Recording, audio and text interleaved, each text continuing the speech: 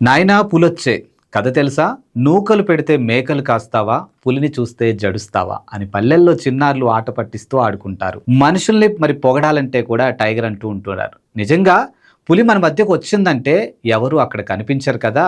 ఇటు తెలంగాణలోను అటు ఆంధ్రప్రదేశ్లో ఈ మధ్య పులులు సంచరిస్తూ ఉన్నాయి. వనవాసం వదిలి జనవాసాల్లోకి వస్తున్నాయి పులులు. అడవుల్లో నుంచి మనం నివసించే ప్రాంతాల్లో అప్పుడప్పుడు కనబడుతున్నాయి. నిర్భయంగా పొలాలకో గ్రామాలకో వెళ్లాలంటే జనం జంకుతున్నారు. అసలు పులులు టైగర్ జోన్లు దాటి మనం నివసించే ప్రాంతాలకు ఎందుకు వస్తున్నాయి?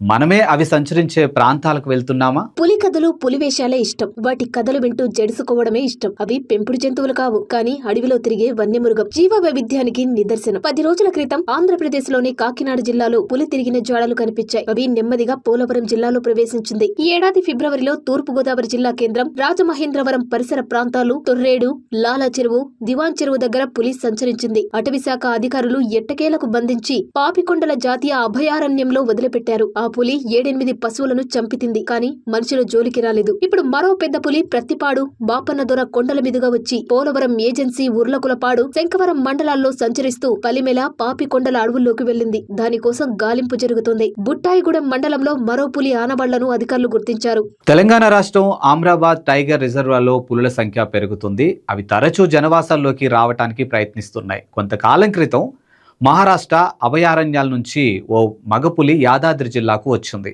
హైదరాబాద్ దగ్గర బాలాపూర్లో చిరుతలు సంచరించిన ఆనవాళ్లను పసిగట్టారు. హైదరాబాద్ నగరంలో పులిని బంధించిన విషయం జ్ఞాపకముండే ఉంటుంది. కొంతకాలం క్రితం హైటెక్ సిటీ ఫ్లైఓవర్ దగ్గర ఓ చిరుతను బంధించారు. 50 ఏళ్ల తర్వాత మొట్టమొదటిసారి యాదాద్రి భువనగిరి జిల్లా దత్తాయిపల్లి రిజర్వ్ ఫారెస్ట్ లో పులి తిరిగిన ఆనవాళ్లు కనిపించాయి. మహారాష్ట్ర నుంచి 375 కిలోమీటర్ల మేర ప్రయాణం చేసి అది హైదరాబాద్ శివార్లకు చేరింది. యాదగిరిగుట్టకు సమీపాన పులి కదలికలను గుర్తించారు. మహారాష్ట్ర తిప్పేశ్వర వన్యప్రాణుల అభయారణ్యం నుంచి వచ్చిన మగపులి అది. నిర్మల్, నిజామాబాద్, జగిత్యాల, రాజన్న సిరిసిల్ల, కామారెడ్డి, సిద్దిపేట మీదుగా భాగ్యనగర్ శివార్లకు చేరుకుంది. బాలాపూర్ దగ్గర చిరుత పులులు సంచరించాయి. ఇక్కడి ఓ పరిశోధన కేంద్రంలో 2 చిరుతలు తిరిగాయని అధికారులు ప్రజలను అప్రమత్తం చేశారు. అడవులు విస్తారం తగ్గిపోవటం, టైగర్ జోన్ల దగ్గర రహదారులు వేయటంతో అవి బెదిరి లేదా అక్కడ ఉండటం క్షేమం కాదని ఇలా తమ నివసించే భూభాగాన్ని మార్చుకుంటాయి. వేరే చోటికి వెళ్లి నివసిస్తాయి. 100 కిలోమీటర్లు నడుస్తూ వచ్చిన చోటికి వెళుతుంటాయి. ఒంటరిగా పొలాలకు వెళ్లవద్దని, పశువులను, గొర్రెలు, మేకలను సురక్షితంగా ఉంచాలని అటవీ సిబ్బంది సూచిస్తుంటారు. పశువులను